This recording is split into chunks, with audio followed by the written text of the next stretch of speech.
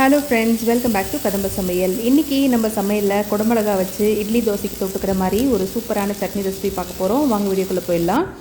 வணல் வச்சுக்கிட்டாச்சு. 1 teaspoon எண்ணெய் ஊற்றுனதுக்கப்புறம் 2 வரமிளகா, அது கூடவே அரை டீஸ்பூன் உளுத்தம்பருப்பு சேர்த்து நல்லா வறுத்துக்கோங்க. சும்மா ஒரு பெரட்டினா போதும். உளுத்தம்பருப்பு லைட் ப்ரௌன் கலரில் மாறுற அளவுக்கு வறுத்துக்கோங்க.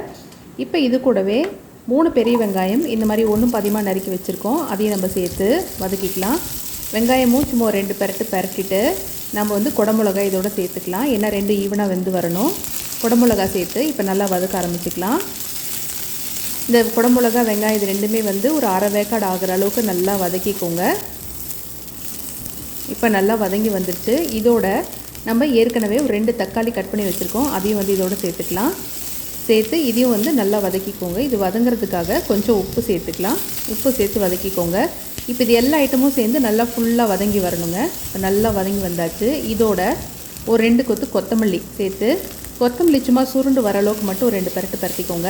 பெரட்டிட்டு அடுப்பு ஆஃப் பண்ணிட்டிங்கன்னா நம்மளோட சட்னி அரைக்கிறதுக்கு ரெடி ஆகிடும்.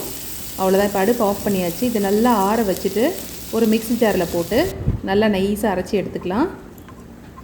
நல்லா நைஸாக அரைச்சி எடுத்ததுக்கப்புறம் எப்பயும் போல் நம்ம கடுகு, உளுத்தம்பருப்பு, கருவேப்பிலை போட்டு தாளித்து இதில் தாளிப்பு சேர்த்துக்க வேண்டியது தான்.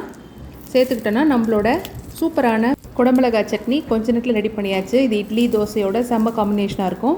கண்டிப்பாக இந்த ரெசிபி ட்ரை பண்ணுங்கள். ட்ரை பண்ணிட்டு எப்படி இருக்குன்னு கீழே கமெண்ட்டில் போடுங்க. இந்த ரெசிபியை உங்கள் ஃப்ரெண்ட்ஸ்க்கும் மறக்காமல் ஷேர் பண்ணுங்கள்.